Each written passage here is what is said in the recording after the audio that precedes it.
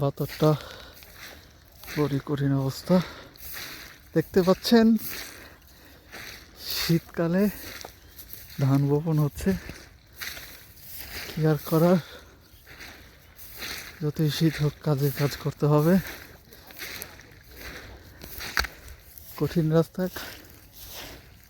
পায়ে জুতা পরে আসার মতো অবস্থা নেই। আল্লাহ আল্লাহ করে শুধু পাথরটা পার হতে পারলেই হলো। লা ইলাহা ইল্লা আনতা কুনতু মিনাজ জালিমিন।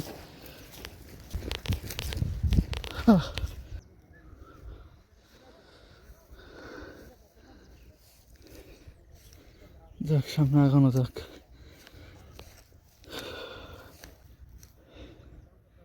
কোথায় যে, ওই যে পাওয়া গেছে।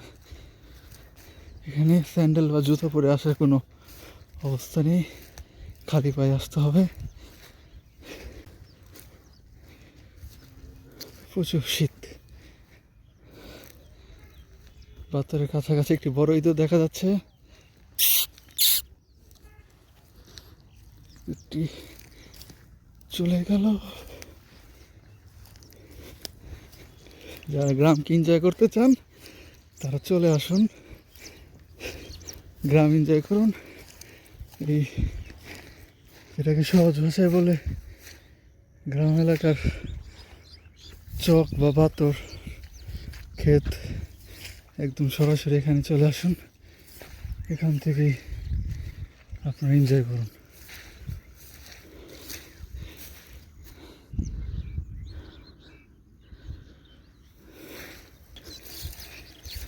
তবে সাবধান, পড়ে গেলে শেষ, খবর হয়ে যাবে। হাতের মোবাইলেরও 12টা বাজবে। যাই হোক, জুতা রেখে গিয়েছিলাম, এখন এতটুকু জায়গা শুকনো। আশা করি এই জায়গাও ধান বোনা হবে।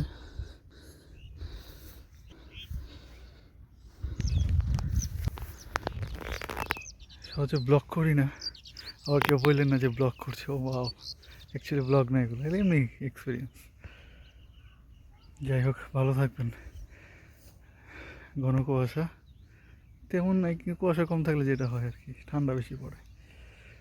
তো আবার কোনো একদিন দেখা সাক্ষাৎ হবে। ভালো থাকবেন। আসসালামু আলাইকুম।